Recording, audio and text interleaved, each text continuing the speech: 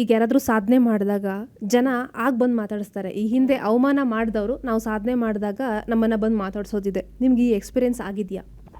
ಈಗ ಫಸ್ಟ್ ಪ್ರೋಮೋನ ನೋಡಿ ತುಂಬ ಜನ ಹೊಗಳಿದ್ರು ಅಂತ ಹೇಳಿದ್ರು.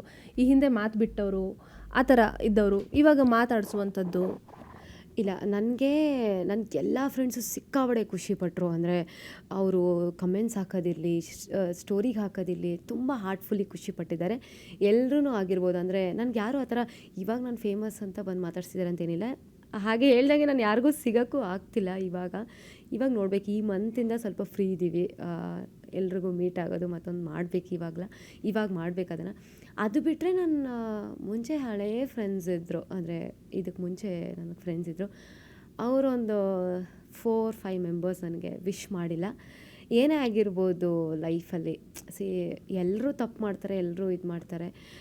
ಯಾರೂ ತಪ್ಪು ಮಾಡಿದಿರ ಅಂತೂ ಇರೋದಕ್ಕಾಗಲ್ಲ. ಬಟ್ ಒಂದು ಫ್ರೆಂಡ್ ಲೈಫಲ್ಲಿ ಏನೋ ಅಚೀವ್ ಮಾಡ್ತಿದ್ದ, ಒಂದು ಸ್ವಲ್ಪ ದೊಡ್ಡ ಮಟ್ಟಿಗೆ ಅಚೀವ್ ಮಾಡ್ತಿದ್ದಾಳೆ ಅಂದಾಗ ದಟ್ ಈಸ್ ವಾಟ್ ಬೇಸಿಕ್. ನೀವೇನೇ ಆಗಿದ್ರೂ ಕೂಡ ಒಂದು ವಿಶನ್ನ ಎಕ್ಸ್ಪೆಕ್ಟ್ ಮಾಡ್ತೀವಿ. ಅದು ತಪ್ಪು ಅಂತಲೂ ಹೇಳೋದಕ್ಕಾಗಲ್ಲ. ನಮ್ಮ ಫ್ರೆಂಡಿಂದ ನಾವು ಅದನ್ನು ಎಕ್ಸೆಪ್ಟ್ ಮಾಡ್ತೀವಲ್ವಾ, ವಿಶ್ ಮಾಡ್ತಾರೆ ಅಂತ. ಸೊ ಒಂದು 5 ಮೆಂಬರ್ಸ್ ಬಿಟ್ಟು ಇನ್ನೆಲ್ಲರೂ ನನಗೆ ಹಾರ್ಟ್ಫುಲ್ಲಿ ವಿಶ್ ಮಾಡಿದ್ದಾರೆ. ಅದ್ರ ಬಗ್ಗೆ ಬೇಜಾರಿದೆ, ಬಟ್ ಏನು ಮಾಡೋಕ್ಕಾಗಲ್ಲ. ಅದು ಅವ್ರವ್ರಿಗೆ ಬಿಟ್ಟಿದ್ದು ಅಷ್ಟೇ.